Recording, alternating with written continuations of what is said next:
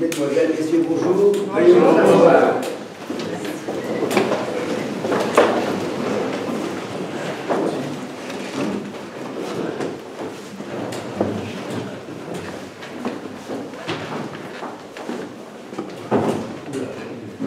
Ah oui, il faudrait se décaler un peu sur encore un peu. Voilà.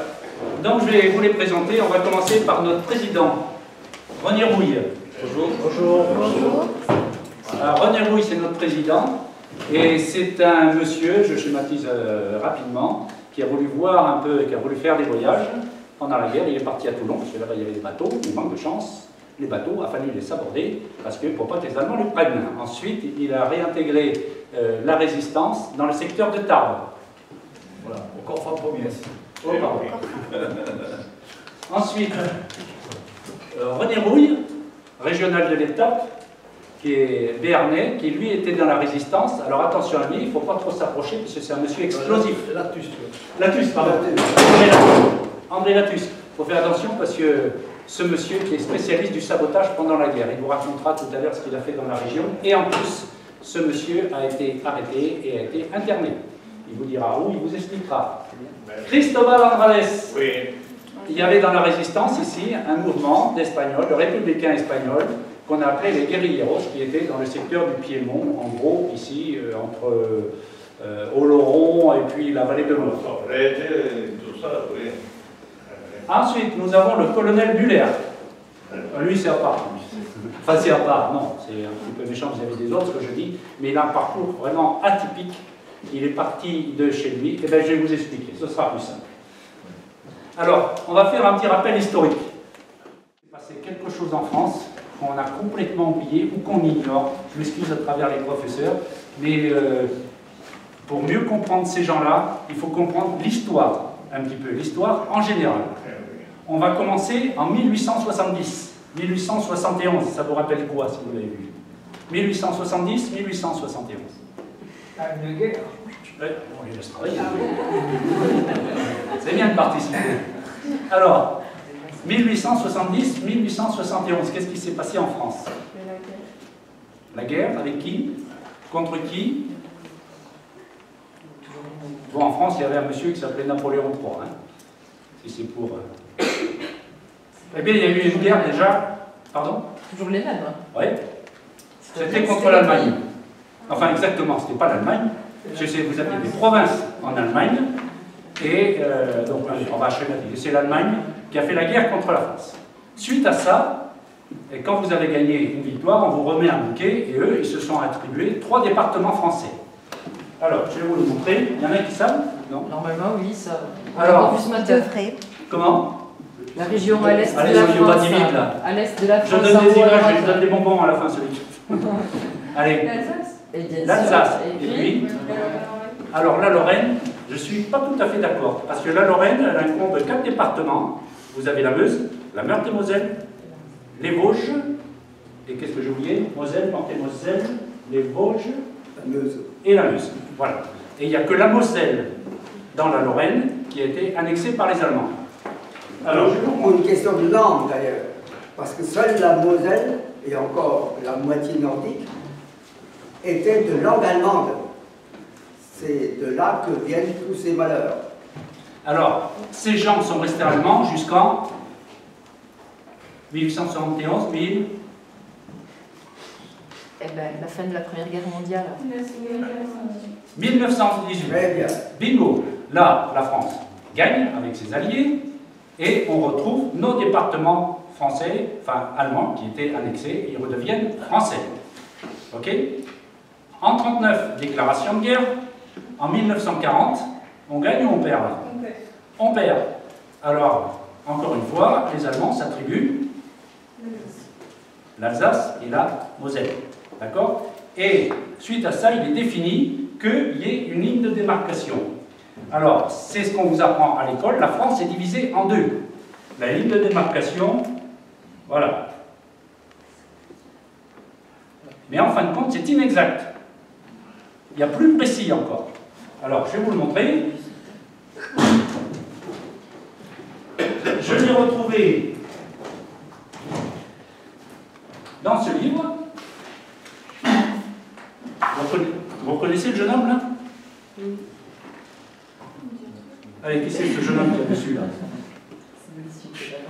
Qui c'est le jeune homme là? C'est Achille Muller.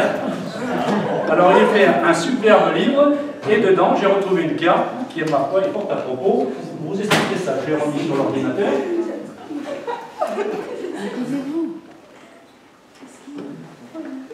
J'avais 20 ans. En parlant de l'âge, vous avez quel âge? 15, 16, 14. À le début de la guerre, quel âge? 15. Au début de la guerre, Ah ben, engagé, ça fait 17. Hein. oui, je me suis engagé à 17 ans et demi. 17. Et moi, je commençais à être pionnier, comme les jeunes là, et je commençais à 12 ans. 12 ans. Enfin, il y avait la guerre d'Espagne, Oui. la guerre d'Espagne, Voilà. il est après revenu dans les camps qu'il y avait là au-dessus de Perpignan. Donc vous voyez, en fin de compte, ces gens-là, ils ont votre âge. Alors l'histoire, imaginez-vous, l'histoire qu'ils vont vous raconter tout à l'heure, c'était votre âge. Vous allez voir, vous allez être impressionnés. D'accord? Alors, je reviens à ma carte. La vraie carte.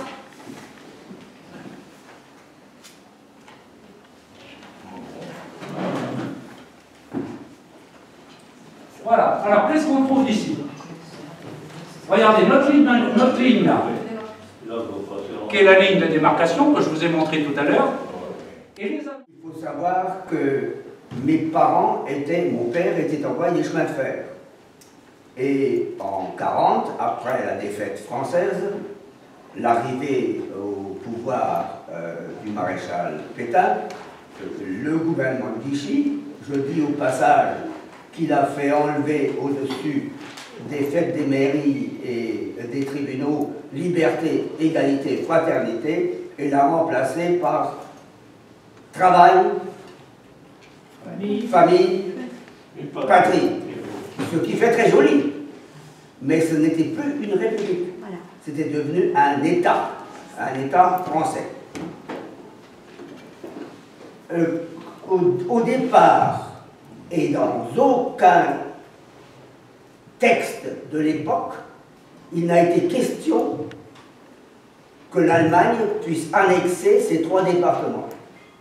Il y a d'ailleurs un tableau dans le couloir qui le précise. Mon père est resté dans l'uniforme français et travaillait à la gare de Forbach jusqu'au début 42. On avait nos papiers français. Jamais il n'y a eu, dans les textes de l'armistice, la cession de ces 3 départements. Mais Hitler, lui, doucement mais sûrement, a dû dire à un moment donné, il faut que ces gens-là deviennent allemands, comme ils l'ont été avant 18. D'ailleurs, je dirais en passant que la Sarre, qui est au nord de la Moselle, a été française pendant 150 ans. Les Sarrois ont combattu pendant la Révolution du côté des révolutionnaires français, et c'est Napoléon Ier qui a perdu la Sarre à Waterloo. Ça sont des choses qui sont difficiles à connaître, même vos professeurs d'histoire, quelquefois, ne le savent pas. L'histoire de France est très compliquée. Revenons à mon histoire à moi. J'avais donc 15 ans en 40 et 17 ans et demi lorsque j'ai vu sur les frontons, à tous les coins de rue, une pancarte jaune, je la vois encore, disant « Nous avons fait de vous des Allemands, vous devez en être honorés, donc maintenant vous allez faire la guerre du côté allemand. » Alors là, ça a été la dégringolade. Mon père a perçu un uniforme allemand, je le vois encore rentrant à la maison furieux, disant « Quoi? Je ne suis plus de la SNCF, je suis maintenant de la Reichsbahn. » Et le fait est qu'ils ont mis en application une annexion de fait. Hitler pouvait se permettre n'importe quoi, puisqu'il était maître d'une partie de l'Europe. Alors, moi, ne voulant pas être soldat allemand, en accord avec mon père, ma mère, elle pleurait, j'ai écrit une lettre à la commandature de Forbach allemande et j'ai dit, puisque j'ai l'âge de faire mon service militaire, je vais aller le faire du côté français, puisque je suis français. Et j'ai ajouté en bas, toujours en accord avec mon père, un paragraphe disant que je partais contre la volonté de mes parents. Tout ça parce que sur ces fameuses affiches, on disait, et tout à l'heure vous avez eu une explication par l'organisateur de ces séances, ils ont effectivement pendu des paires de garçons qui ont refusé le service. Moi, je me suis pris longtemps à l'avance. Dès que les affiches ont été visibles et l'explication devenue terriblement vraie, j'ai dit, papa, je vais partir. Alors là, je suis parti. Là, il faut de la chance. Et j'ai eu de la chance. La preuve, c'est que je suis encore là. Je suis parti de mon Forbach natal avec mon vélo dans un train et je suis allé à l'ouest de Metz, ici, à Gravelotte. Vous avez tous entendu parler de Gravelotte parce que Gravelotte est un village qui est sur un promontoire qui domine la ville de Metz et chaque guerre, il y a là des batailles extraordinaires. D'où le terme « il pleut comme à Gravelotte ». Mais il pleuvait des obus, pas de la pluie. Là-bas, j'avais un oncle qui s'appelait Léon, et auquel j'ai dit, ben, tu vois, oncle Léon, je viens ici pour passer la frontière. Il m'a dit, ça mon petit, ça va pas être facile. Quiconque essaie de traverser, il y a les Allemands qui gardent avec des chiens, et ils tirent à vue. Il ne faut pas semblant. Là, tu seras tué. Alors, on a réfléchi, et puis je me suis aperçu que les gardes frontières allemands, c'était des vieux pépères. Parce que les Allemands ont mobilisé toujours plus vieux, et toujours plus jeunes aussi. La preuve, c'est qu'ils commençaient à 17 ans. Achille, oui, je m'excuse.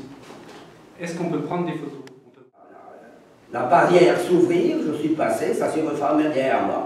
Le brave homme m'attend toujours. Alors j'espère que mon oncle l'a dédommagé avec quelque chose par la suite. Et de l'autre côté, alors là c'est spécial, je me suis toujours, dans ma tête, j'ai fait confiance aux gendarmes. Je ne pouvais pas imaginer que des gendarmes français ne soient pas patriotes. Parce qu'on partait là dans l'inconnu. On ne savait pas à quoi on s'attendait.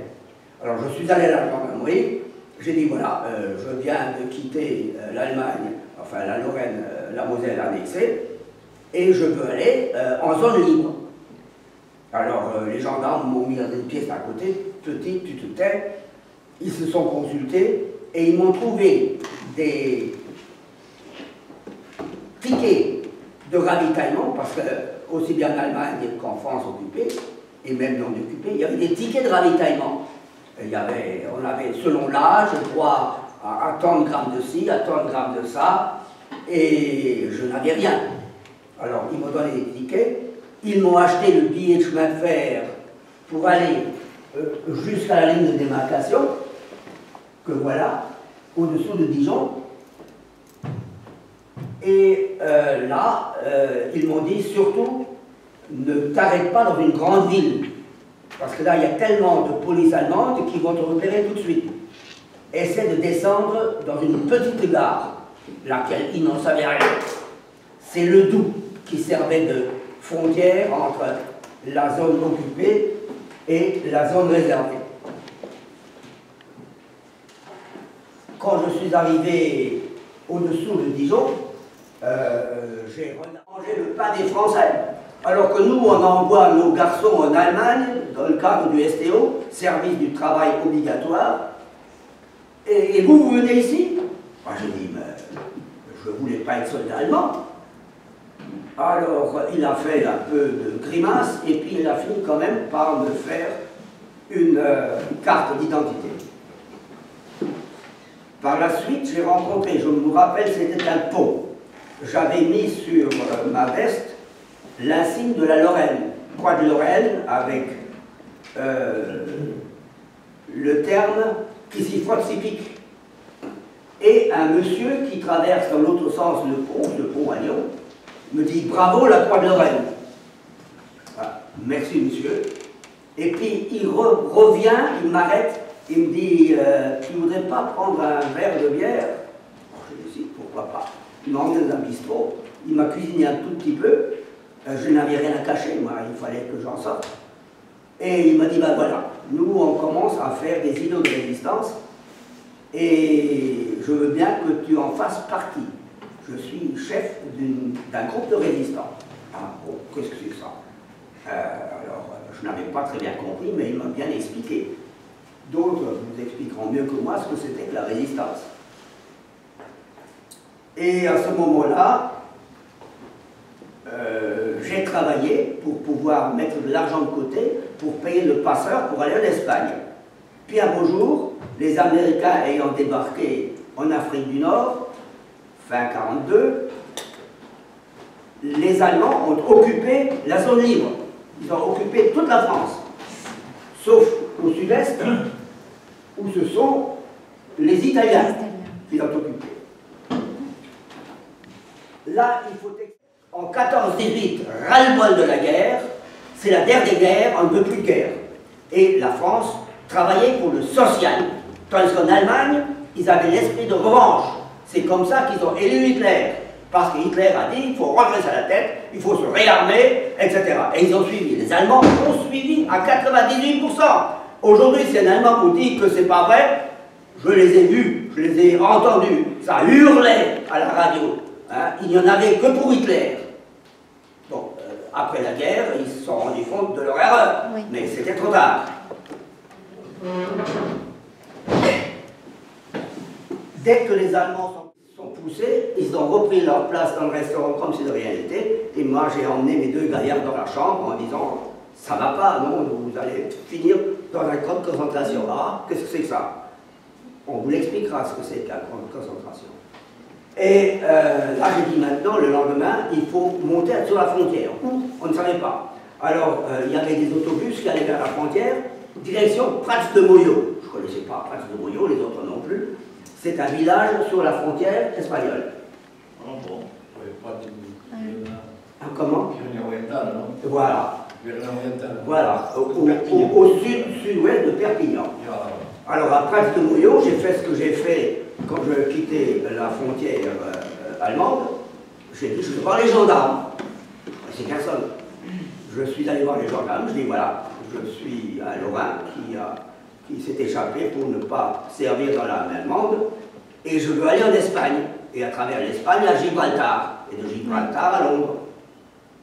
Alors là, même chose, ils m'ont mis dans un petit coin en disant, parle pas trop fort, ils se sont consultés, et ils ont dit, bon, nous on connaît un passeur qui est honnête, parce que tous les passeurs n'étaient pas honnêtes. Oui. Il y en a qui emmenaient pour de l'argent, on l'apprend encore aujourd'hui pour tous les gens qui payent pour pouvoir venir en Europe, oui, en venant d'Afrique d'ailleurs, c'était la même chose. Alors il dit, celui-là, il est honnête. Alors j'ai dit, et qu'est-ce que je fais de mon revolver? Vous le gardez? Elle dit, non petit, garde-le, on ne sait jamais. Bon, j'ai remis mon revolver dans la poche, et je suis allé chez ce brave homme. Et là, j'ai trouvé deux autres personnes, dont une juive allemande, qui, comme moi, avait été envoyée là par les gendarmes et qui devait passer. Et j'ai eu 18 ans le 1er janvier 1943, puisque je suis né le 1er janvier 1925. Ça fait un petit peu vieux pour vous, j'ai 91 ans. Et nous sommes partis la nuit du 31 au 1er janvier. Et nous sommes montés dans les Pyrénées, dans la neige, avec des chaussures basses. Je ne sais pas si vous savez ce que c'est que de marcher en janvier dans les Pyrénées, en dehors des sentiers, dans la neige. Je vous assure que ce n'est pas drôle. Mais j'avais la force de l'âge, ce qui n'était pas le cas de la brave juive allemande, qu'il fallait tirer, pousser pour arriver à monter. Enfin, on a réussi à passer la frontière. Et une fois de l'autre côté, nous avons logé dans des fermes et à un moment donné, le guide me dit, enfin nous dit, je suis très ennuyé, je ne sais pas si on n'est pas obligé de faire demi-tour, parce qu'il y a des patrouilles allemandes et espagnoles dans le coin. Or, à l'époque, sous Franco, il y avait des accords entre Franco et Hitler. Hitler voulait descendre à travers l'Espagne jusqu'à Gibraltar, et Franco a eu l'intelligence de le refuser, mais il a été coincé quand même. Il ne pouvait pas laisser passer que ce soit des pilotes d'avions abattus ou d'autres fuyards de la France vers l'Espagne. Donc, danger. Alors, j'ai dit à ce brave homme, bon, ben, c'est pas compliqué, j'ai sorti, j'ai montré mon revolver, j'ai dit, moi, s'ils me prennent, je suis fusillé. Alors, nous deux, on doit passer. Billet aux policiers qui ont dit, bon, passez. Ces pauvres types étaient tellement mal payés qu'ils acceptaient les bakchiches. Et c'est comme ça que nous sommes arrivés à Séville, et de Séville à Algeciras. C'était une période vraiment bizarre. Or, en Espagne, il y avait des prisons qui n'avaient rien à envier au camp de concentration allemand. Donc, Miranda, eh bien, je suis un des seuls à ne pas avoir été pris et interné à Miranda. Vous connaissez le camp de Miranda. Arrivé à Algeciras, c'était en face de Gibraltar, il fallait traverser le détroit. Et comment faire? On a fait manger d'abord. Alors là, je raconte toujours une chose que personne ici ne sait, que vous, en tous les cas, ne savez pas. On avait un grand pot de margarine et du pain à volonté. Et alors cette margarine, quand je l'ai sentie, ça me rappelait la margarine allemande. C'était une margarine fabriquée avec du charbon. Les Allemands étaient trop pauvres et le beurre, on avait un bout comme ça par semaine. Et les Anglais avaient fait la même chose. Ils ont fabriqué une margarine à partir du charbon. Vous savez tous que le charbon, ce sont des végétaux ou des animaux, en particulier le pétrole, qui se sont cristallisés sous terre au cours des bouleversements géologiques. Le lendemain matin, le sergent arrive dans notre chambre, dit ça y est, il y a nos Français en bas qui viennent nous chercher. On descend et effectivement, il y avait un officier de marine, visiblement français, je connaissais quand même l'uniforme des officiers de marine français. Alors nous, enfin des Français. Ils nous emmènent au consulat ou ambassade, je ne sais pas si c'était l'un ou l'autre, de Gibraltar. Mais ce que je ne savais pas, c'était le consulat ou l'ambassade de Vichy. Vichy que je venais de quitter, qui collaborait avec l'Allemagne. C'est pas que le maréchal ait voulu collaborer avec l'Allemagne, mais il avait des ministres qui collaboraient bel et bien. Là aussi, en arrivant à cet immeuble, on nous a interrogés, demandé le nom, sans commentaire. Puis on nous a emmené à un canot bien français, avec un petit matelot avec le bâchi et le pompon rouge, le drapeau bleu, blanc, rouge à l'arrière. Et là, il y a quelque chose que je ne savais pas. C'est que les drapeaux de la France libre avaient une croix de Lorraine. Et les drapeaux sans croix de Lorraine, c'était des drapeaux de Vichy. Français les uns et les autres. Mais ennemis du fait que l'un continuait de se battre pendant que l'autre avait signé l'armistice et ne se battait plus. Problème très complexe. J'arrive à bord, le Pacha, car dans un bateau, celui qui commande ça, on le surnomme le Pacha, nous convoque tous les trois à son bureau. Et il dit, et c'est là que j'ai enfin compris qu'il y avait un problème avec ces deux drapeaux, il a dit, s'il y a un gaulliste parmi vous qui le dise, je le mets au fer. Nous voilà mignons. Nous tous les trois, on n'a rien dit. On sort de là, et je le vois toujours, un matelot qui était en haut de l'escalier d'où nous sortions et qui taillait un petit bout de bois, et qui dit, sans lever la tête, est-ce qu'il y a des gaullistes parmi vous? Alors j'ai dit, moi, je veux aller à Londres. Je dis, bon, alors tu fermes ta gueule. Cette nuit, je viens te chercher car nous allons faire du charbon. Je viens te chercher et tu vas partir, tu retournes chez les Anglais, à Gibraltar. Bon, là, je commençais à comprendre certaines choses. Et ça m'a fait mal au cœur, je vous assure. Alors, il arrive, effectivement, dans la nuit, à l'heure convenue. Il me dit, bon, tu te mets en slip, tu fais un barda avec tes vêtements, tu mets ton ceinture autour et tu te lâches la jambe courte de façon d'avoir sur la nuit.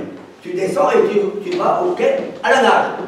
À la nage, au mois de janvier, c'est pas terrible. Hein. Même à Gibraltar, l'eau est froide. Bon, je savais heureusement nager. J'ai rejoint le quai à la nage, où un soldat anglais m'a sorti de l'eau, m'a emmené en courant dans un bureau, enfin dans une baraque, parce que les Anglais avaient partout des baraques à tôle ondulée. Mais ils étaient chauffés. Alors là, j'arrive, je grelottais, et pendant que je m'habillais, je retrouve le même capitaine que j'avais vu la veille. Il m'a dit, ah, il y a un gars qui revient. Je dis, mais vous ne m'avez pas dit que ce bateau était un bateau de Vichy et que pour aller à Londres, il ne fallait pas y aller. Ah, il a dit, nous, on ne se mêle pas de la politique des Français. On les nourrit, on les loge et on les laisse entre eux. Donc, je suis tombé sur un vichiste. Là-dessus, il prend le téléphone et il appelle un capitaine qui était lui de la France libre. Et c'est là que j'ai appris mon premier gros mot anglais. Il a dit fucking bastard, ça veut dire bâtard d'enchosé. Hein. Le fait est qu'arrive un grand capitaine, il était presque aussi grand que De Gaulle, il dit, mon pauvre petit, je suis arrivé trop tard ce matin. Alors moi, avec mes 18 ans, à peine révolus, je dis, mais alors c'est le marché aux esclaves ici. Alors il me dit, oui, ben, c'est un peu plus ça. On se dispute, les candidats entre Vichy et nous. Les vichistes les emmènent en Afrique du Nord et nous, on les emmène en Angleterre. Bon, là-dessus, il m'a fait habiller en anglais, m'a donné des bandes ici, marquées France, que j'ai cousues sur ma veste aux deux épaules, c'était des blousons, et le manteau aussi. Très fier, et cette fois-ci j'avais compris. Et il m'a donné un papier signé pour la durée de la guerre, plus 3 mois. C'était l'engagement classique en temps de guerre.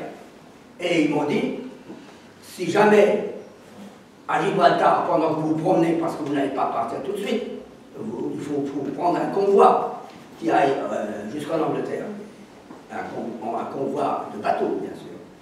Et il m'a dit, si quelque chose, si les vichistes essaient de vous attraper, puisque maintenant ils vous connaissent, vous criez « help » au secours en anglais, et n'importe quel soldat britannique vient vous sortir d'affaire.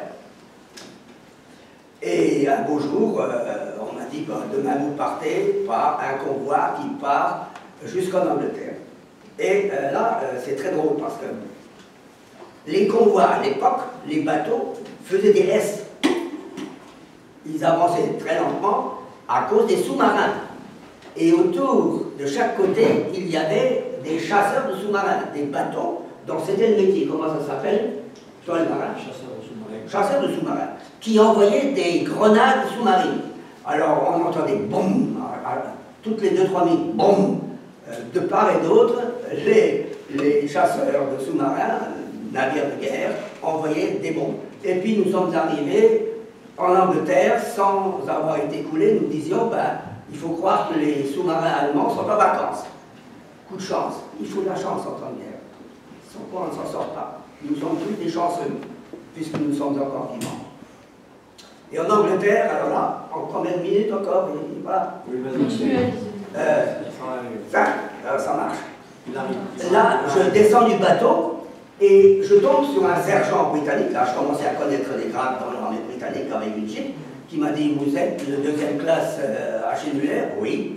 Alors venez, je vais vous emmener à Patriotic School. Alors je connaissais un peu d'anglais, Patriotic School, école patriotique, ça me plaisait ce terme. Je suis monté sur la jeep, il m'a emmené vers un château. Et c'est là que j'ai été un peu inquiet. parce que c'était un très beau château. Les Britanniques avaient réquisitionné tous les châteaux de Grande-Bretagne pour l'armée. Et alors, on a enlevé une herse de barbelés pour qu'on puisse passer. Puis j'ai vu qu'autour du château, il y avait du barbelé avec des... comment ça s'appelle encore, des espèces de miradors, avec des types en armes. Je suis certain qu'il aurait tiré, un type qui était là-dedans. Il n'y avait pas intérêt à se sauver. Alors on m'a dit, ah, voilà, tous ceux qui arrivent chez nous, il faut savoir si ce ne sont pas des espions. Et moi qui avais dit que je venais d'Allemagne sans me faire avoir, j'étais douteux à leurs yeux. Alors j'ai été interrogé par un officier qui parlait allemand, un officier qui parlait le français. Et au bout de 72 jours, ils m'ont enfermé 72 jours. Un beau jour, il y en a un qui est venu, un des officiers, en disant « Vous êtes libre, bravo, félicitations, on a vérifié, vous n'êtes pas un espion. » Je trouvais ça un peu gros, et puis j'ai rejoint les forces françaises libres. Alors, arrivé chez les Français libres, je voulais être pilote. Une idée de gamin, hein, on voulait être pilote de chasse. Alors je vais à Londres dans une maison réservée à l'armée de l'air et je passe la visite du PM, ça veut dire la visite d'aptitude au personnel navigant. Alors ce médecin capitaine me dit « Oh, ben, c'est très bien petit, tu n'as pas de maladie, tu es normal et tu es tout petit. Dans les chasseurs actuels, il y a tellement peu de place, pour toi c'est parfait. » Orienteur, parce que là il y a un officier orienteur qui est orienté vers les différentes possibilités, et qui me dit bon, ben, vous avez de la chance, le général de Gaulle a un accord avec les Américains pour vous envoyer pendant 2 ans aux États-Unis où vous apprendrez à piloter. Avantage, c'est que chez les Américains, les pilotes sont tous officiers, vous serez donc sous-lieutenant et vous aurez votre chambre au lieu de coucher avec les autres dans une cavalerie. Je dis quoi 2 ans?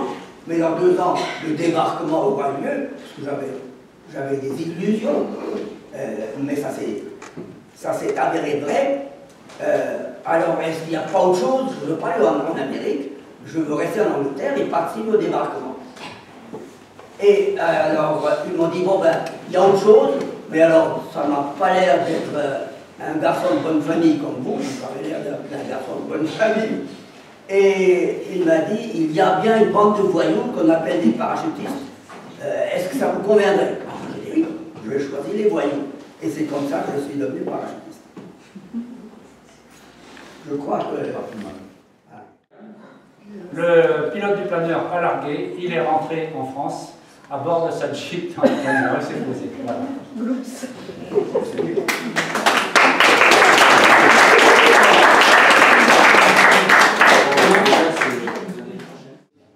Alors ça... L'avancement dans la Légion d'honneur, c'est fini. C'est comme le président de la République qui a dit la seule chose qui m'ennuie, c'est que je n'ai plus jamais d'avancement.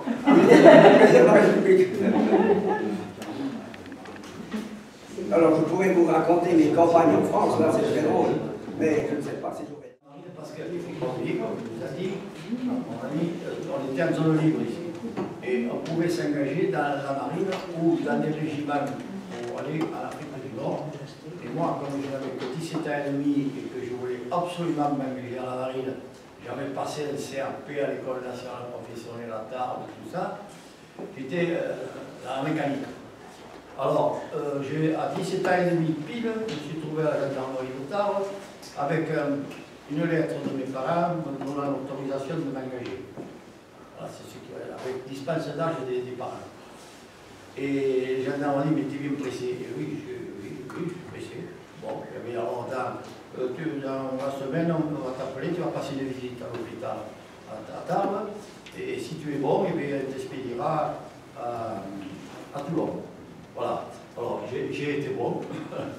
Et une semaine après ça, je me trouvais au dépôt des équipages de la flotte à Toulon, où il y avait pas mal de garçons de mon âge, un peu plus âgés, un peu plus de même âge, qui attendaient l'embarquement, les embarquements.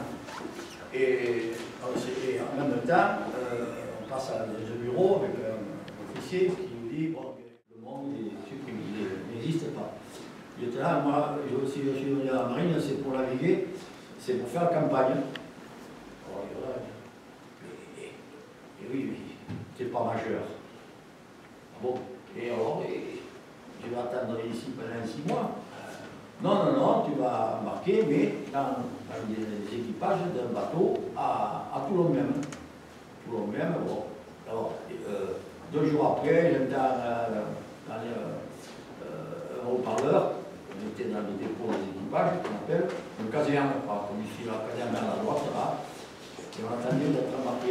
Et le temps qu'on m'appelle, alors j'y vais, j'ai dit, ça va, je vais embarquer. Il m'a dit, tu pars immédiatement. Et sur le Strasbourg, bâtiment, c'est le bâtiment de l'amiral, et c'était un bâtiment de 25 000 tonnes, où on était 1200 alors. Mais vous le verrez après dans la chose, l'exposition. Alors, j'arrive là, bon, je prends mon poste, tout, et j'ai fini la révolution. Et alors, bon. Et alors, là, on s'est savouré, bien sûr, on a coulé tous les bateaux, comme il faut. Mais il y en a qui ont explosé complètement. On s'en est tiré. Il y a eu que, chez nous à bord, il y a le premier tank qui arrive sur le quai, chez nous. Je ne sais pas pourquoi, il a tiré, il a envoyé un obus. L'obus est rentré dans une tourelle de 150 qu'on appelle, le canon, qui était sur les côtés. La porte était ouverte et il y avait des gars qui commençaient à mettre les plastiques et tout dans les culasses pour faire sauter les culasses, pour le détruire. Et les 4 gars qui étaient dedans ont été tués. On a eu 4 tués, un autre à l'île et une vingtaine de blessés. C'est tout. C'était pas... On était quand même 20 000 hommes, marins, officiers, sous-officiers et matelots, et équipage, 20 000 à ce sabordage sur les bateaux. Et puis les points de côte qui étaient aussi, il y avait des canonniers sur des forts pour l'alentour de Toulon. Alors enfin, qu'est-ce qu'il fallait faire? On s'est échappé comme on pouvait, mais comme on sentait le marin à 50 mètres, ça n'a pas loupé, les Allemands nous ont toujours pris et ils nous ont enfermés dans ce dépôt où nous sommes restés 15 jours dehors. Début décembre, couché dehors, il n'y avait plus de place dedans, dans les 3 immeubles, dans les 3 piliers comme la caserne à la droite, on est en 3, vous voyez, où tout était occupé, puis ceux qui arrivaient, ils étaient dehors. Enfin, ça. On se disait, on va partir en Allemagne. Voilà, qu'est-ce que vous voulez faire? Peut-être que. Et puis non, ils nous ont rapatriés par région. Alors que je vous dise, les Alsaciens d'Orient, à bord des bâtiments, il y en avait pas mal. Et on leur a changé la carte d'identité, et presque tous étaient nés dans le sud-ouest. Oui. Vous avez compris pourquoi? Et on leur avait copié le nom, eux aussi, ou francisé le nom. Enfin, quand il y a eu le sabordage, quand ça a été fini, ces gens-là sont venus surtout vers chez nous. Une question. Non, mais je vais finir. Alors, ils sont venus là, et c'est comme ça que beaucoup d'anciens marins qui étaient au sabordage sont rentrés dans des groupes de résistance et surtout le corps franc-communiste, l'armée secrète, etc., dans tout le grand sud-ouest. Et moi, le premier. Mais moi, à un moment donné, où j'ai été me planquer à la campagne, du côté de la Lausanne, par là, chez ma grand-mère, mais comme il y avait des mouvements de maquis tout autour, j'ai dit, je ne vais pas rester là, parce que si les Allemands viennent, ils vont me trouver, et je suis un peu... je ne suis pas très clair, c'est mes parents qui vont avoir des ennuis. Alors, justement, mon père est venu de Tarbes jusqu'à Cajan, c'est à côté de la Lausanne. Et il m'a dit, t'as un rappel pour la marine. La marine, hein. Et il a pu. Non, marine-pompier. Alors, qu'est-ce que j'ai fait? J'ai pris ma musette, j'ai changé de couleur, et puis je suis parti à Marseille, et c'est là que j'étais, on ramassait les anciens marins, surtout les mécaniciens, les électriciens, ceux qui avaient des permis de conduire poids lourds, etc. Et en même temps, j'ai su que par la suite, c'était pour camoufler un certain nombre de marins, matelots, sous-offres et officiers, en cas de la nouvelle marine. Et c'était un truc qui était organisé par l'armée secrète, l'AS, qui était dans et par ici aussi, ou dans toute la France, qui était inoccupée. Et alors, c'est-à-dire que moi j'ai senti aussitôt qu'au bout de quelques temps, on faisait on arrivait toujours en retard quand il y avait un incendie sur les quais, tout ça. On se trompait de quai. Puis un beau jour, il y a un bateau de vin qui a sauté. Je ne sais pas dire grâce à nous, mais il fait une presse. Alors j'ai dit au lieutenant, moi, je ne rentre pas. Je m'en vais directement, tu m'échappes, je ne rentre pas à la caserne. Mais tu as raison, parce que je vais vous le dire. Et les 5 qu'on était là, qu'on était fautifs, avec le lieutenant, il nous a donné un peu d'argent à chacun. On a pris le train, il y a jamais un cousin, moi, qui est venu aussi, et on a pris, et on est arrivé à Tarbes, et on s'est prélevé. Et quelques temps après, j'avais contact pour rentrer au Corps Fantomiès, et je suis rentré au Corps Fantomiès, et j'ai pris le maquis du côté de Tri, etc., la Lausanne, vous voyez, ce côté-là, et Castelnois. Et puis voilà, on a fait le maquis, jusqu'à qu'il y ait le débarquement, la libération. On a fait la libération. Après, le Fantomiès, il y a une partie qui est partie sur la montagne, ici, dans les Pyrénées. Ce cheminement-là que je vous montre. Sur les Pyrénées, regarder les Pyrénées, chez les collaborateurs de passé, etc. Et nous, le Corps Franc, une partie a combattu ici, dans les basses Pyrénées, du côté à la vallée d'Aspe, comment ça s'appelle, le fort du Portalet, ici, par là-bas. Et moi, je suis parti depuis Tarbes, alors, Tarbes avec des camions réquisitionnés, avec des gazogènes, des espèces qu'on appelait butagaz. Alors on avait un peu d'essence, c'était un tombé en panne, on est arrivé par là, par le centre de la France, la division légère de Toulouse, on nous appelait. On était habillés comme les Indiens, un peu héroïques, quoi. Ce qu'il y avait, on avait tous le muret quand même. Et on est arrivé à combattre les Allemands à Autun. Ici, hein. Là, oui. Et on a fait la jonction avec l'armée qui avait débarqué en Méditerranée. À Toulon, Marseille, tout ça, qui a monté par le Rhône. Nous, on est monté par le centre, on a fait la jonction, et des Américains qui arrivaient depuis l'Ouest. D'ailleurs, on a fait, après cette bataille-là, là, on a fait 3000 prisonniers, on a eu une dizaine de tués, nous, et 50 blessés. Et après, on a continué, elle nous a arrêtés après Dijon, vers Colmar, on l'a publié vers Besançon. Et c'est là que le Corps Fantomiès a changé de numéro, il fallait un numéro de régiment au 49e de l'infanterie de Bayonne. On a choisi ce numéro, qui était libre. C'est des régiments qui sont créés quand il y a la guerre, après ils sont dissous. Et après, j'ai été rappelé par la marine, à cette époque-là, ils essayaient d'avoir le plus de marine possible, parce que j'avais, pour remplacer des garçons qui arrivaient, qui étaient partis 8 ans avant. Ils s'étaient engagés de 3 ans, ils revenaient 8 ans après. Alors, ils avaient fini avec au moins. Et là, j'ai rembarqué à nouveau, ils m'ont dit, je serai descendu. Je n'ai pas signé pour le contrat, parce que j'étais déserteur à la marine, il me restait 2 ans à faire. Alors, j'étais bien accueilli. Et j'ai embarqué sur le Jules Verne, ravitailleur sous-marin. Et on est parti en Italie, finir de fermer la base allemande qu'il y avait à Gênes, avec deux cuirassés et 4 sous-marins. Et nous, on était derrière pour fournir les sous-marins. S'il fallait des torpilles, s'il fallait quelque chose, ou un diesel qui était en panne, on faisait la réparation. On avait même un bateau atelier et tout. Voilà.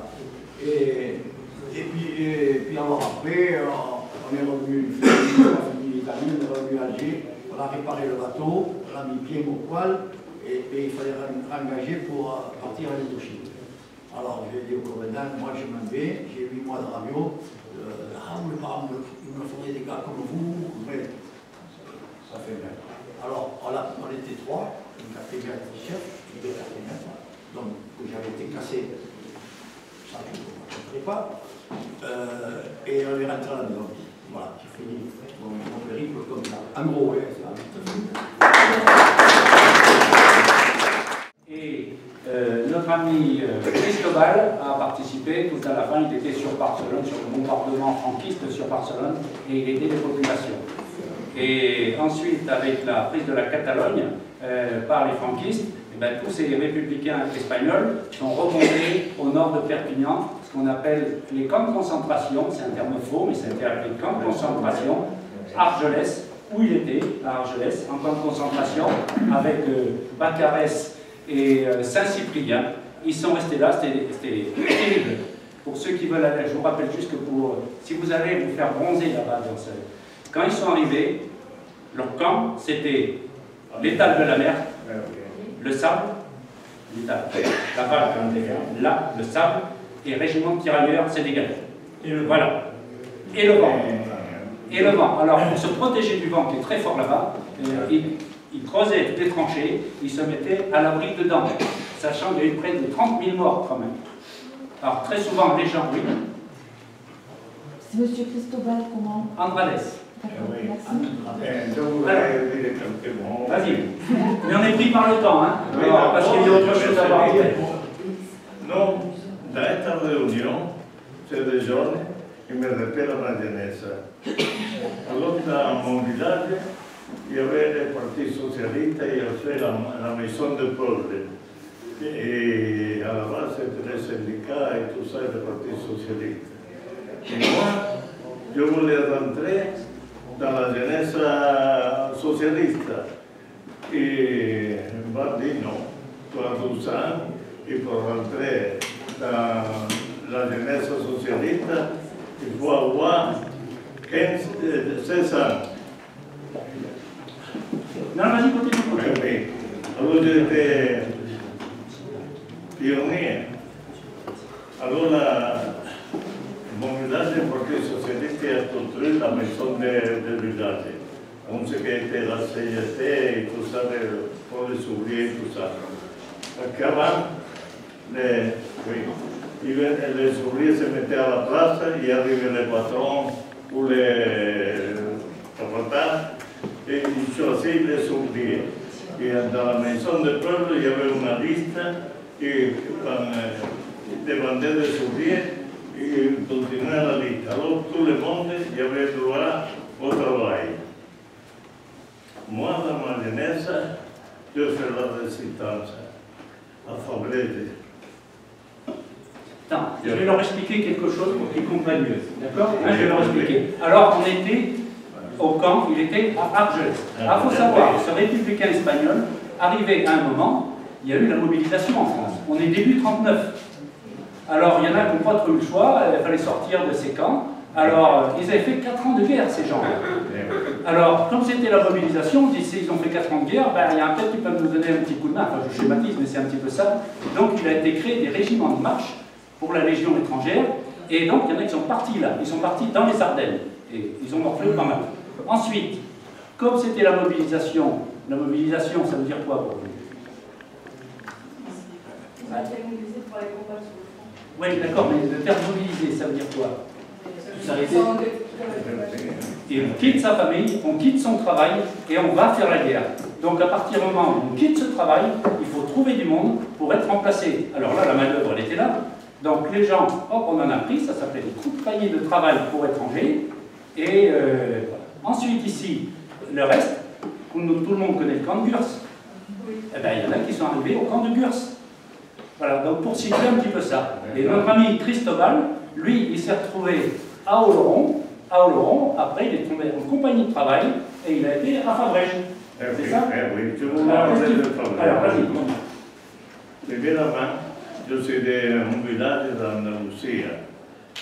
Y Andalucía se llama patrocinio y tout ça, c'est-à-dire que ce qui était le travail pour les ouvriers, c'était l'agriculture. Et dans ce temps-là, il n'y avait pas de machines pour travailler et tout ça. Alors les ouvriers, ils se mettaient à la place et arrivait le capataz ou le patron, ils chassaient toujours l'ouvrier qui croyait que était plus voyant. Mais les autres ne travaillaient pas. Alors après, ça a créé la maison de peuple.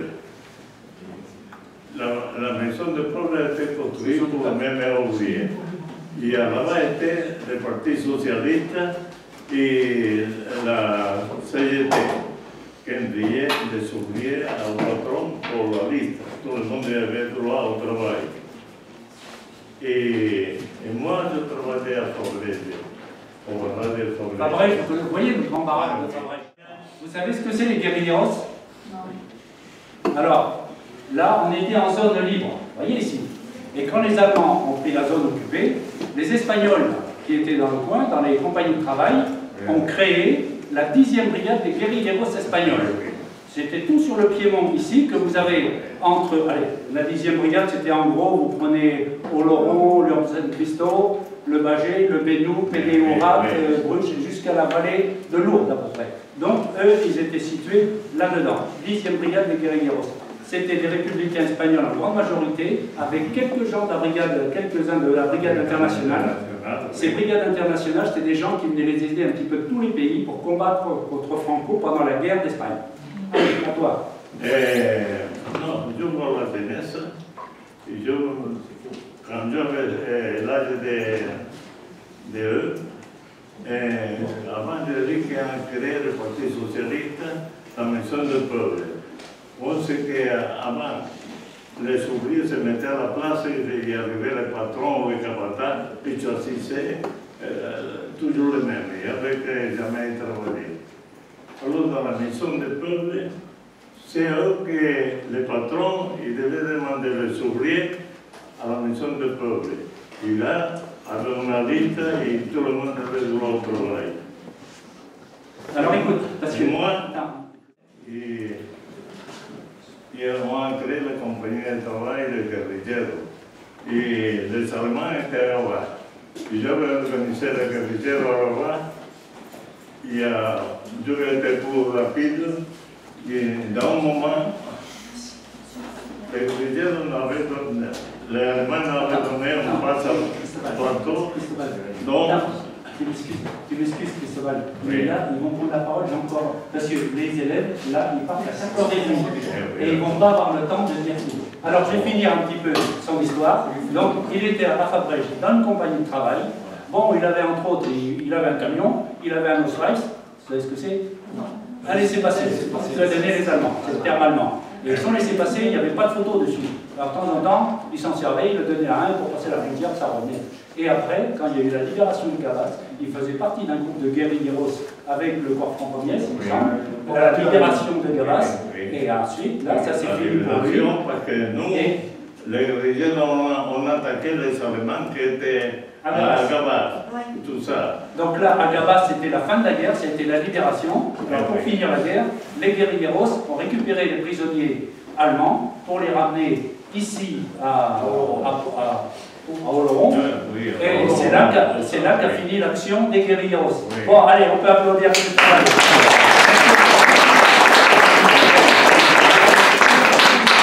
Dans la maison de Paul, je vais dire deux mots il a créé le Parti socialiste et le pionnier. Alors moi, je voulais rentrer dans la jeunesse socialiste. Ma mère a eu un emploi réservé au PTT à Biarritz. C'est comme ça que je suis devenu Pierrot par accident. Donc, nous sommes en juin 40, à l'arrivée des Allemands à Bayonne. Je venais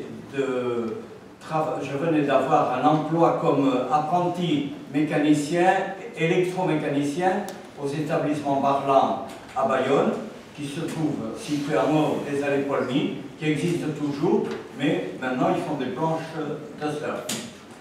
Donc j'étais apprenti et j'avais comme maître ouvrier un garçon, je dis un garçon, un homme il devait avoir 26 ans, 27 ans, c'était mon maître d'apprentissage, il s'appelait Damestoy. Et c'était le mois de juin, ça devait être vers le 16 juin, où il court des bruits que les Allemands étaient à Bordeaux. Bon, nous étions un peu privilégiés dans ma famille parce qu'on avait un poste de TSF. Donc on était au courant des nouvelles beaucoup plus rapidement que ceux qui étaient informés par la presse. Et j'arrive le matin et je dis à mes compagnons, vous savez que les Allemands sont à Bordeaux. Alors comment tu sais ça? Bon, je leur explique. Et j'avais pas fini de dire ça qu'un gars arrive, il dit, mais ils sont en route sur notre région, ils ont dépassé Bordeaux et ils arrivent d'un moment à l'autre.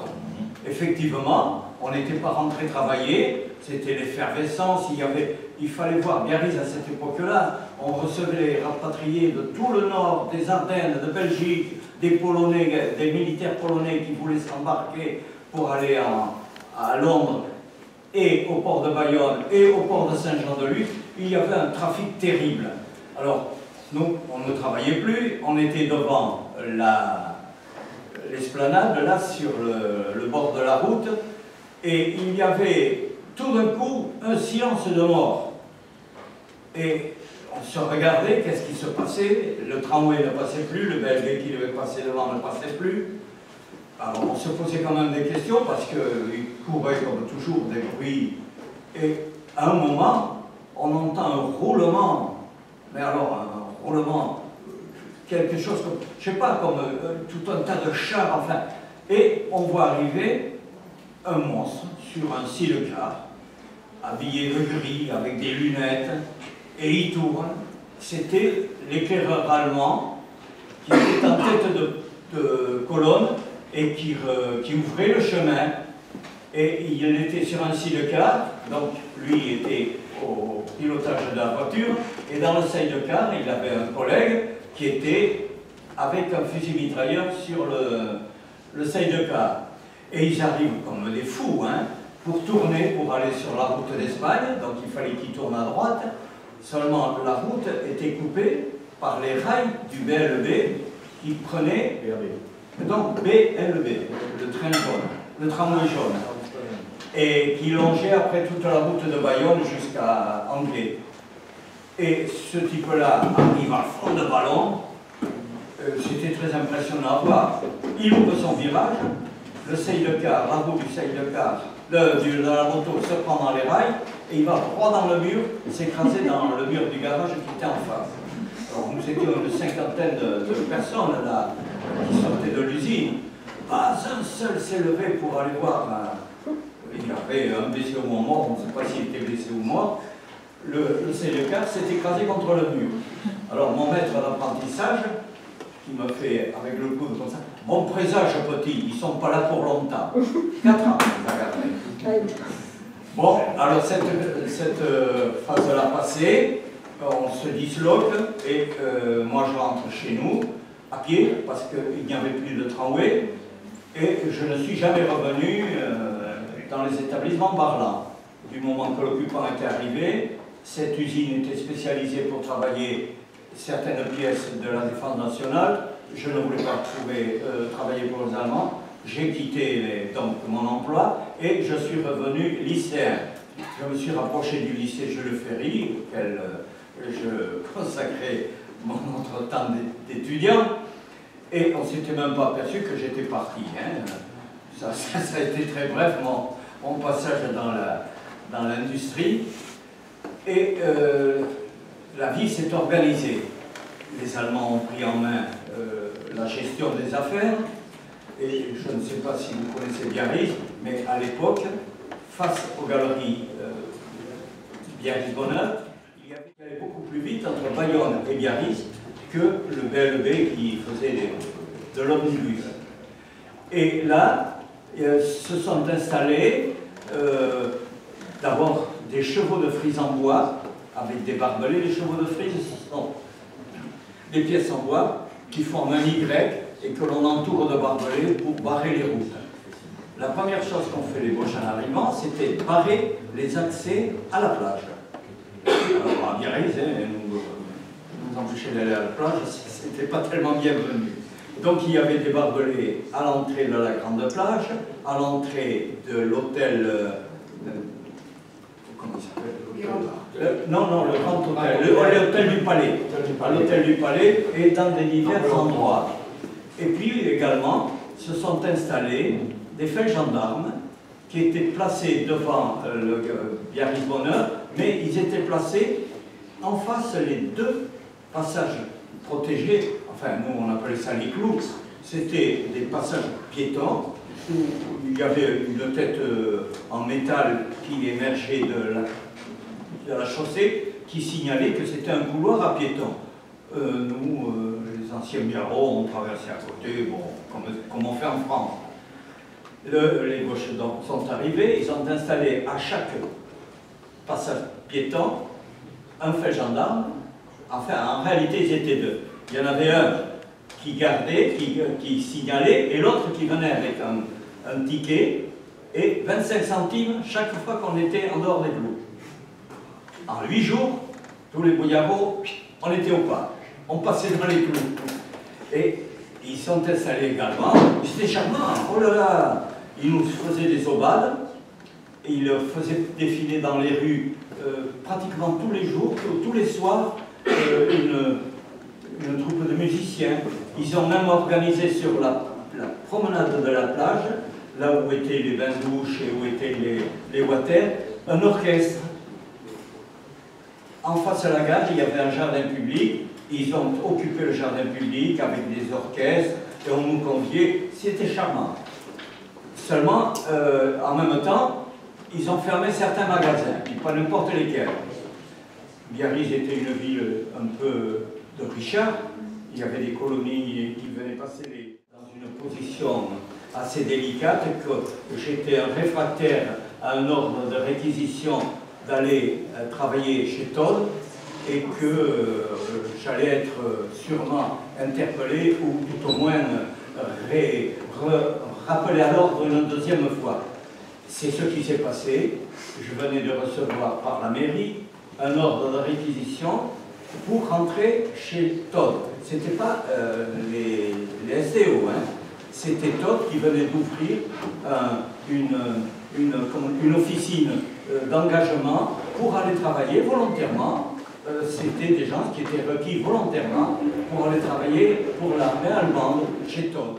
Les amis de la famille, j'étais caché à Mazères-le-Zon, j'étais caché dans les Hautes-Pyrénées, et dans les Hautes-Pyrénées, c'est là que je me suis, enfin, par nécessité et par circonstance fixée, j'ai été hébergé à Vic-Vigor à partir de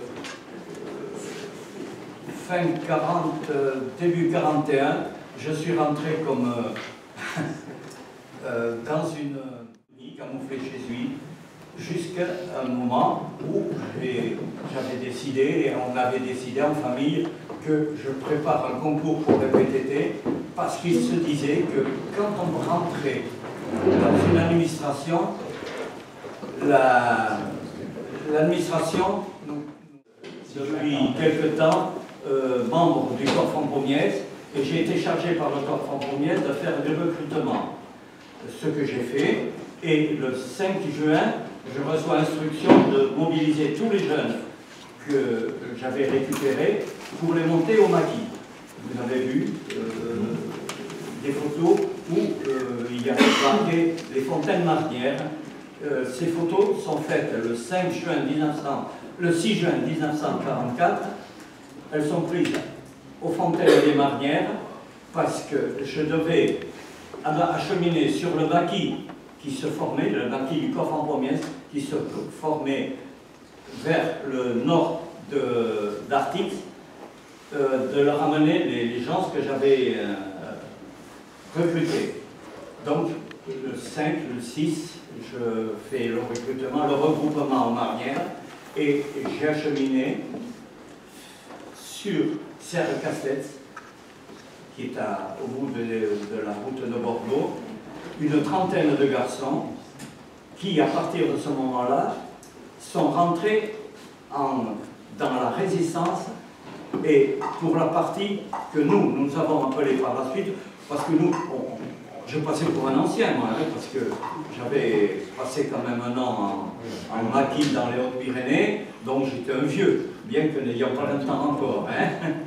Et nous voilà donc arrivés au 6 juin, où je dispatche mes camarades aux endroits qui m'ont été indiqués, et moi, je me trouve affecté à côté d'Artix, très exactement à Montrégeau, la Bastille de Montrégeau.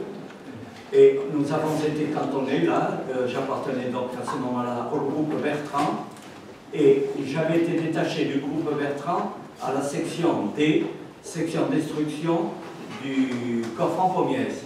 La section destruction, c'était une dizaine de garçons qui ne faisions que du sabotage. On avait été instruits au maniement des explosifs, des retardateurs, enfin des diverses techniques, et nous faisions que du sabotage. Et notre mission, le 8 et le 9, a été de bloquer un train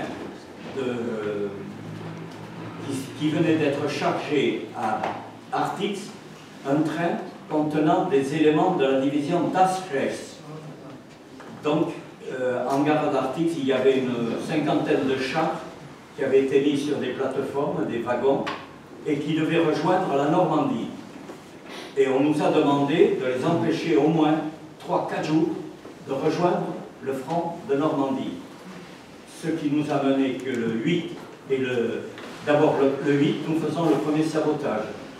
Pour les arrêter, nous n'avions que des mitraillettes, et donc les chefs avaient décidé d'abattre 14 pylônes qui supportaient les caténaires. Nous avons abattu 14 pylônes qui tenaient les caténaires. Seulement. À vue du plastique et pas de mitraillettes. Oui. Oui. Non, il y a 5 minutes, monsieur. Et puis après, je voudrais quand même qu'il doit partir à 35. Bon. Alors il y a encore Rachid qui doit parler. Donc, on va passer sur le sabotage. Si, non, quand vous avez cité que vous avez dû retenir la Das Reich, Oui. je pense qu'il faut leur dire, il faut leur expliquer. Alors, la Das Reich, c'était une division de blindés et qui sont l'auteur de massacres partout où ils sont passés, et entre autres au Radour-sur-Glane. Voilà. Et alors, un char a cette particularité. Un char ne peut pas rouler sur la route. Un char est en opération sur de courtes distances, la route lui va très bien et il combat. Mais pour se déplacer d'un morceau à un autre, il faut qu'il soit ou tracté par la route, ou tracté par le chemin de fer, pour faire de longues distances. Et c'est pourquoi, le 8, ils avaient chargé à Artix, sur des plateformes SNCF, ils avaient fait un convoi pour partir sur le front de Normandie. Donc on nous demande de les arrêter. Je vous dis, l'armement c'était les mitraillettes que vous avez vues là, un FM de temps à autre, un bazooka. Donc il avait été décidé de s'attaquer à la voie ferrée, mais il ne fallait pas détruire n'importe quoi non plus, parce que nous on se projetait plus loin, on allait nous aussi utiliser la SNCF. Alors le seul moyen c'était de les bloquer par les tractions, c'est-à-dire par le courant électrique. Comme c'était des trains non pas à vapeur, comme dans beaucoup d'endroits en France, ici, tout le réseau est électrifié. Alors nous avons abattu 14 pylônes qui supportaient, on appelle les caténaires, c'est le fil qui alimente les machines. Et nous avons abattu 14 pylônes, mais nous n'avons pas pu faire le sabotage complet parce qu'on devait les casser et ils n'ont fait que se coucher. De telle sorte que les ouvriers de SNCF, dans la nuit, ont relevé les caténaires en faisant des des leviers avec des tirs forts, et ça permettait de rétablir. On nous a redemandé d'aller refaire le sabotage. Le 8 et le 9, nous avons refait le sabotage. Et alors là, c'est pas marrant de refaire un sabotage, parce que l'ennemi, ils étaient cantonnés à Artix, à vol d'oiseau, nous étions à 3 km. Eh bien, je vous assure que quand on a dû revenir pour refaire sauter ce que nous avions loupé, bien, on l'avait loupé parce que, par méconnaissance, on ne connaissait pas ces poteaux en béton, qui étaient vraiment solides. Eh bien, nous y sommes repartis, et là, nous les avons littéralement couchés et cassés sur la voie ferrée. Et la lâcheresse n'a pas pu rentrer par la voie ferrée. Ils ont été obligés de prendre la route, ils ne sont jamais allés à Normandie. Non, attendez. J'y donne encore quelques minutes parce qu'il a quand même été arrêté et il a goûté à la résistance d'un fusil allemand. Alors, ça, si cette possibilité... Bon, alors, il y a eu divers événements et coups de main auxquels on a participé. Et un jour, le 2 août, je reçois l'instruction de faire sauter la chambre téléphonique qui se trouve à Billières, à l'intersection du chemin du Golfe et de la route de Bayonne, là où est le garage Peugeot actuellement. Et en face, à côté, il y avait une ferme, une maison qui était je m'excuse, un bordel allemand. C'était à l'angle, ça s'appelait l'auberge du Golfe, je crois, et c'était un Luna Park allemand. Et la chambre téléphonique que je devais faire sauter était juste en face, à 15 mètres de l'entrée de cette bâtisse-là. Donc, on a eu divers pépins, nous avons eu des camarades arrêtés, et je me trouvais seul pour faire le sabotage. J'y suis descendu quand même, et je n'ai pas pu réaliser l'ouverture des chambres téléphoniques. Étant seul, ça n'arrêtait pas de s'ouvrir, de se fermer. Donc, pour la sécurité, j'avais personne pour m'assurer. Je l'ai loupé. Et les instructions ont été réitérées pour le lendemain. On m'a redemandé de partir le lendemain, sauf qu'il y a eu un ennui. J'avais, au cours de ce premier sabotage du 2, j'avais été interpellé par un gars qui avait jeté son vélo contre une balustrade de grillage. Il était 4 h du matin, il fait nuit. Je vois un vélo et je remarque que ce vélo avait un grand porte-bagages comme les porteurs de journaux. Et je n'avais pas fini de regarder, de revenir de ma surprise, qui m'interpelle, me dit « Qu'est-ce que vous faites là? Qu'est-ce que vous faites là ?» Bon, alors je sors mon revolver, je lui dis « Tu fous quand tout de suite ?» Bon, j'ai réussi à le convaincre, il a foutu le camp, seulement moi j'étais comme ça. Alors quand j'ai fait la mise à feu, rien ne s'est passé, le sabotage a loupé. J'ai comme instruction de le refaire le 3. Je descends le 3 et je demande un renfort de mes 2 futurs beaux-frères. Quand nous sommes arrivés, nous sommes accueillis par les SS. Et je suis arrêté. Alors il est arrêté, Bernadotte, et après on va finir directement au casino. Voilà.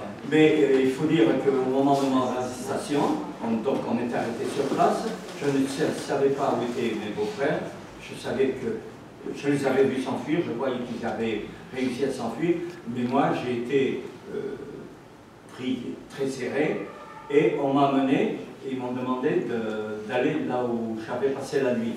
On était très prudents, on ne couchait pas chez nous. On couchait, j'avais trouvé une masure où je m'étais réfugié, donc pour éviter d'être trop matraqué, parce que déjà j'avais pris une bonne volée au moment de l'arrestation, je les ai amenés donc à la cabane où j'étais. Et on me descend du camion, ils avaient déjà interpellé beaucoup de gens du quartier, ils avaient rassemblé à côté d'où j'étais, au pied de... actuellement, il y a une pharmacie, je crois, en bas de la rue Lalanne, et ils me font descendre de camion, et c'était une masure, mais en dur. Il y avait une pièce avec une chambre, mais petit, hein, c'était une armoire, que je n'avais jamais regardé, mais c'était au milieu de Reims. Le quartier à l'époque, il y avait Reims partout. Hein. Et malheureusement, ils rentrent et ils ouvrent, ils découvrent un fusil Mauser dans l'armoire. Jamais je n'avais ouvert cette armoire. Le fusil Mauser, c'est un fusil allemand. Allemand. Alors la réaction, vous vous rendez compte, quand un Allemand trouve un fusil allemand aux mains de terroristes, si on nous appelait comme ça, ils font tout de suite le rapprochement. Hein. Il y avait un Allemand au bout, il n'est plus là, donc en réalité, j'ignorais complètement la présence de ce fusil. Je suis descendu du camion, on m'a mis au pied de la route là, et j'ai pris ce fusil tenu par le canon, je l'ai pris en pleine figure. Et je me suis vu jeté, je crois, dans un camion, j'ai entendu des explosions, et je me suis retrouvé à la caserne Bernadotte, par terre, tout nu. On était en train de m'arroser, j'avais été assommé par le coup de fusil, le jet, le coup de crosse. Je l'avais pris en pleine figure. D'où la canne et toutes les séquelles. Voilà, c'est la fin de l'arrestation. Et après, ça a été évidemment les interrogatoires, le transfert des prisons de la caserne Bernadotte au cave du casino, où nous avons passé une dizaine de jours et où nous étions 9, et nous sommes 3 de vivants, les 6 autres sont portés disparus, on n'en a jamais plus entendu parler. Voilà.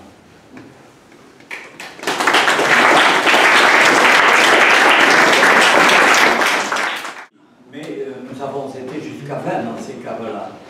Les Allemands avaient abandonné la caserne Bernadotte, où j'avais été interné d'abord, et ils ne pouvaient plus la garder. Ils étaient harcelés sans arrêt, sans fatigue par la résistance. Donc ils avaient fait du casino municipal, ils avaient fait un fort pogrom. Et ils nous avaient transférés là. Et là, j'ai retrouvé mes beaux-frères, que je n'avais plus vus, je ne sais pas plus où ils étaient. J'ai retrouvé Louis Lavie, un camarade du corps franc. J'ai retrouvé Jean-Marie Grand, un camarade, non pas seulement du corps franc, mais de la section à laquelle nous appartenons. Son frère était le chef de section sabotage. Lui avait été arrêté en abattant un agent de la Gestapo chargé des affaires juives à la villa Nelumbo, avenue des Lauriers. Loulou Lavie, le fils du quincaillier, qui était un gardien d'un local, d'un entrepôt qui était à la rue de la ville. Non, rue Castelnau. Non, rue Solferino. Il y avait un grand entrepôt, et là, nous avions à notre disposition un fusil mitrailleur, un bazooka, des mitraillettes, une moto. Voilà. Le coffre était très bien organisé, seulement. Il a été libéré le jour de la libération. Parce qu'ils nous ont laissé. Alors, il y a deux versions. Hein. Moi, ils m'avaient laissé pour mort. Et puis, comme je n'arrivais pas à mourir, on m'a rapatrié avec les autres sur le casino. Et au casino, nous avons vu arriver tous les antagonistes de l'affaire Argot de Cortés. Nous avons vu arriver M. Cherland, comment il s'appelait, un prof de Daniel Argot. Non, pas Argot, son beau-père, Cherland. Argot a été tué à Orthez. Oui, c'est vrai. Et nous avons vu arriver diverses personnes et deux Normaliens, deux jeunes Normaliens dont on n'a jamais su le nom. Et on a réussi à faire poser une plaque à la mémoire de ces camarades qui sont disparus. Mais je vous signale qu'il nous a fallu 70 ans pour pouvoir obtenir de mettre cette plaque. Personne ne voulait nous écouter. Voilà. Tout à l'heure, si tu permets, et pour la suite. Tout à l'heure, un élève a dit comment avez-vous été libérés? Eh bien, la France, le Sud, s'est libéré tout seul. Ils ont chassé les Allemands vers le Nord. D'autant plus que les Allemands, en voyant que ceux qui avaient débarqué sur la Côte d'Azur et ceux qui avaient débarqué en Normandie allaient se rejoindre, ils étaient coincés. Donc, le Sud s'est libéré tout seul. Il n'y a pas de notion qui nous a libérés. Ce n'est vrai qu'en Allemagne, Alors maintenant, je vais vous raconter. Oui, c'est bon. Alors, je vous ai dit avec 15 ans à l'époque, son père s'occupait d'une filière de pilotes britanniques ou américains qui tombaient après avoir été abattus et pour les faire passer vers le sud de la France. Il aidait son père, 15 ans sans chercher à comprendre, puis un beau jour, ils se font arrêter sur dénonciation. Je n'en dirai pas plus sur cette dénonciation. Lui, il a des idées sur la question, il n'est pas là. Et il s'est trouvé dans la camp de concentration allemande. Or, il s'appelle Maurice Mandavit, à l'éclater à la fin. Et un Allemand qui a écrit ça phonétiquement a mis un T à la fin. Et ils ont cru qu'il était juif. Même David. Et dans le camp de concentration, il portait l'uniforme qui est accroché là-bas. Et il s'est aperçu que autour de lui, les gens disparaissaient. Ben, ils disparaissaient, comme disait notre ami, par le feu de la cheminée. Alors là, il a réagi et il a demandé à un capot. Les capots, c'était des prisonniers chargés de surveiller les prisonniers. C'était des salopards.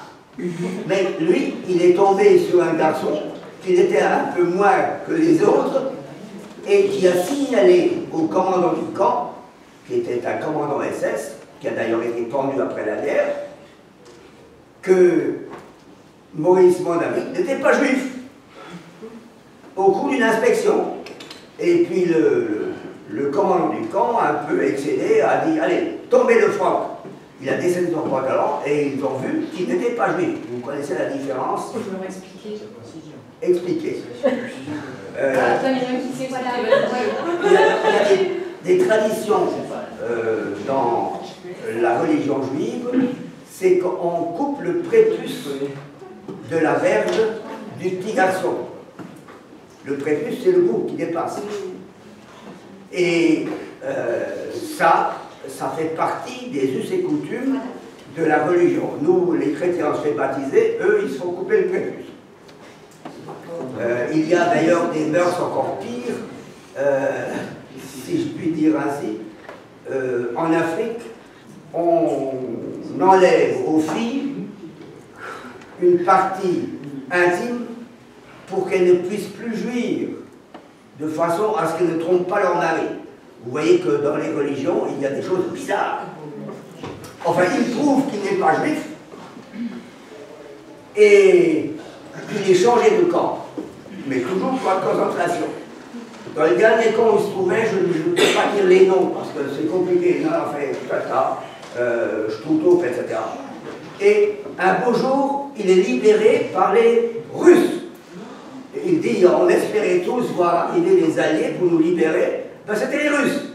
Il dit, un beau jour, on a vu plein des Russes qui arrivaient, qui écrasaient tout sur leur passage, et ils ont été libérés.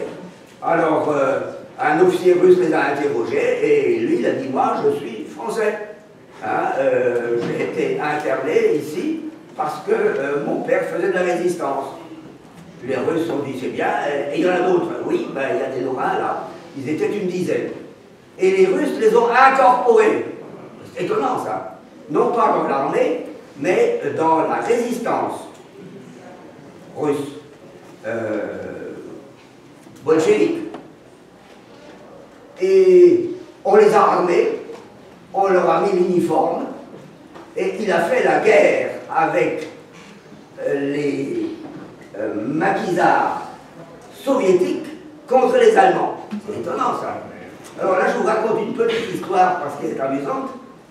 Un jour, il a pris une tour de garde au bord d'une forêt. Il y avait la neige, et puis de l'autre côté, à une cinquantaine de mètres, il y avait un autre bois. Et son chef de section lui a dit, attention, les Allemands sont de l'autre côté. Bon, pendant que les uns dormaient, les autres montaient la garde. Il était de tour de garde, et il voit un Allemand sortir du bois de leur face, et qui s'accroupit. Qu'est-ce qu'il fait? il aligne son pistolet mitrailleur russe là, avec le grand chargeur, et il le flingue. Alors, l'autre qui s'est réveillé derrière lui, il dit, va voir. Alors, il y est allé, et il a trouvé un pauvre lieutenant allemand qui avait posé culotte, ça il ne pouvait pas l'imaginer, et qui était tombé dedans, mort. Alors, à tout hasard, il a pris son pistolet, il a regardé dedans, il avait encore une cartouche, il s'est dit, tiens, il n'avait plus qu'une cartouche, c'est probablement pour se suicider le jour où il serait prisonnier ou sur le point d'être fait prisonnier. Il revient vers son chef de peloton, là ils étaient tous réveillés, et il a donné le pistolet à son chef de peloton. Arrive le commissaire politique, parce que dans l'armée soviétique, le commissaire politique était à tous les échelons. Il ne commandait pas, mais c'était la loi soviétique qui mettait un commissaire politique au niveau de tous les grades et échelons de la tour. Alors l'autre lui dit, mais tu as pris ces papiers?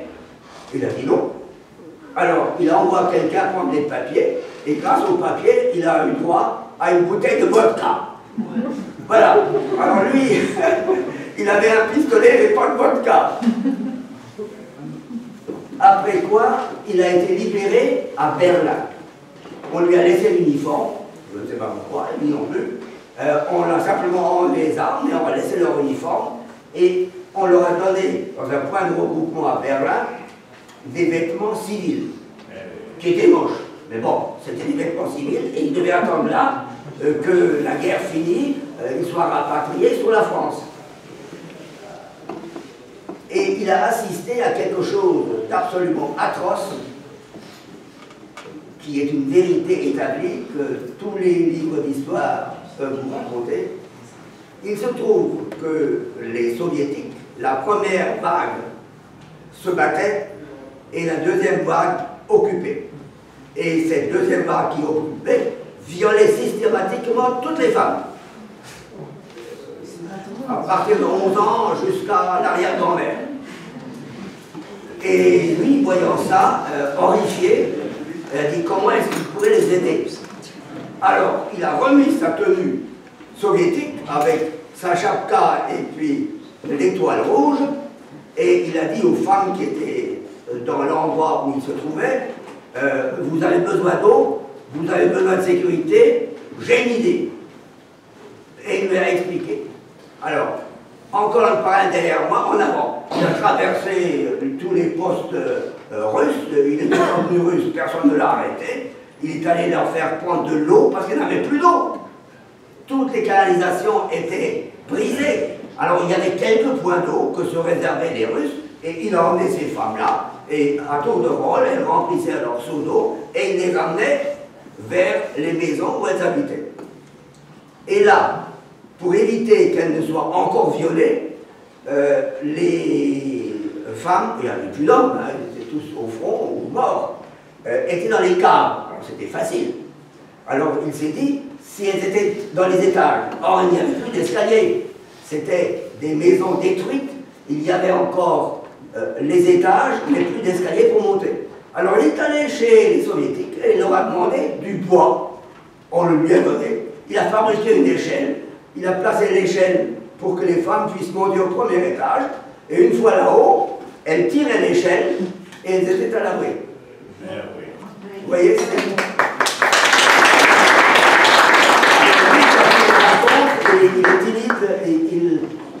ça lui fait quelque chose, et c'est absolument formidable.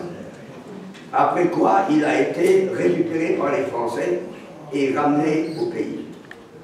Et chose amusante, il a la croix de guerre soviétique, parce que comme il avait tué un officier allemand, il a dit on nous a mis en rang, et puis chacun on lui a mis sa croix de guerre soviétique, qu'il a toujours.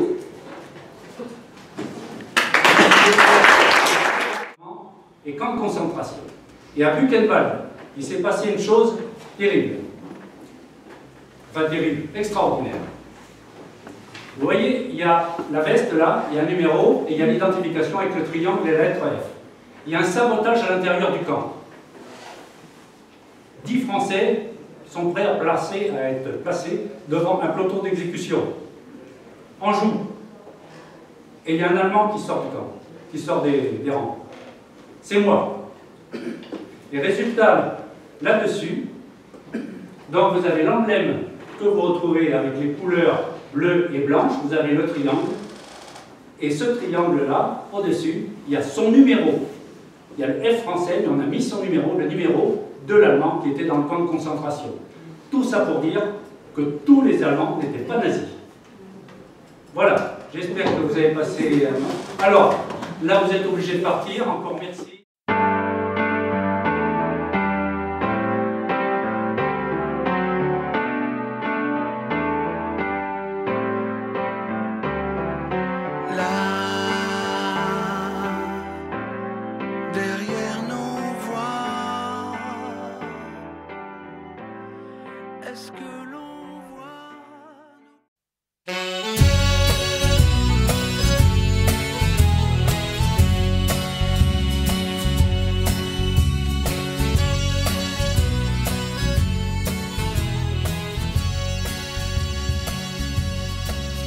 Baïgoura, moi le petit garçon de ma vieille maison.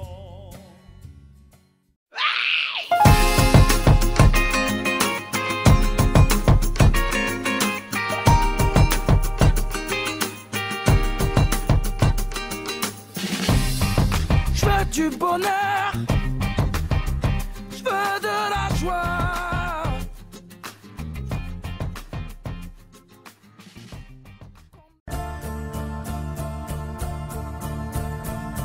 J'aimais ton rire, j'aimais ta voix qui racontait nos différences. Moustache rapportée de Cuba, de Santiago, quelle importance. J'aimais tout ce qui était toi,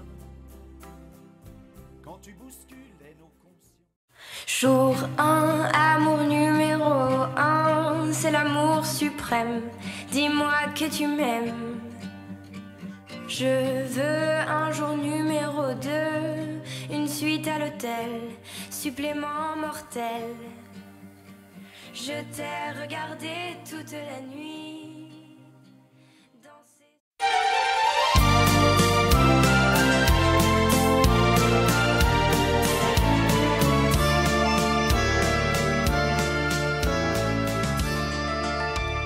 Toi qui vas chasser la palombe sur l'école arrondirati. Toi qui rentres à la nuit.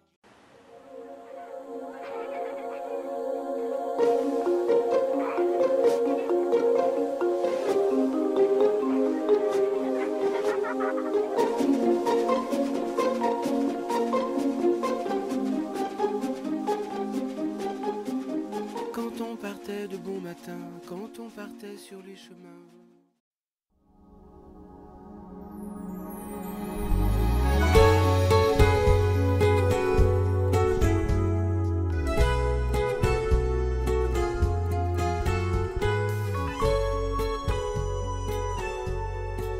Cet ami-là, il vivait de ma vie, il marchait dans mes pas.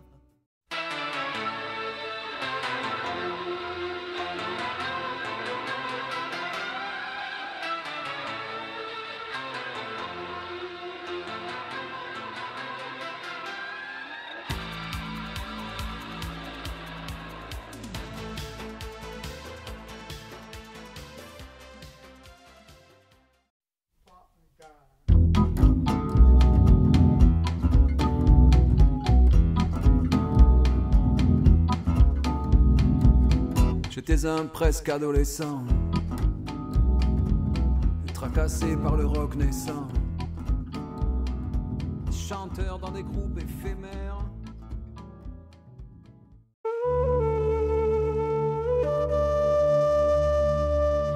J'ai voulu planter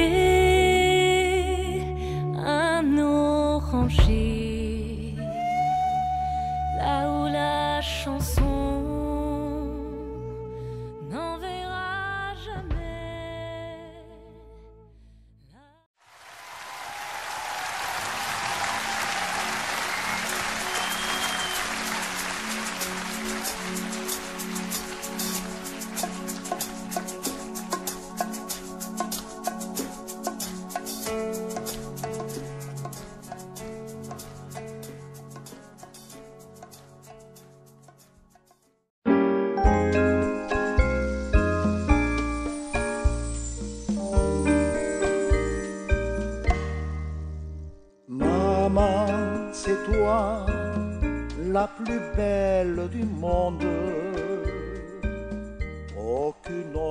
là la ronde n'est plus.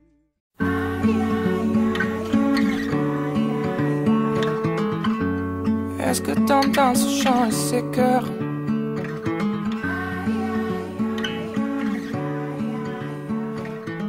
Ils disent que ça se termine bien, n'aie pas peur.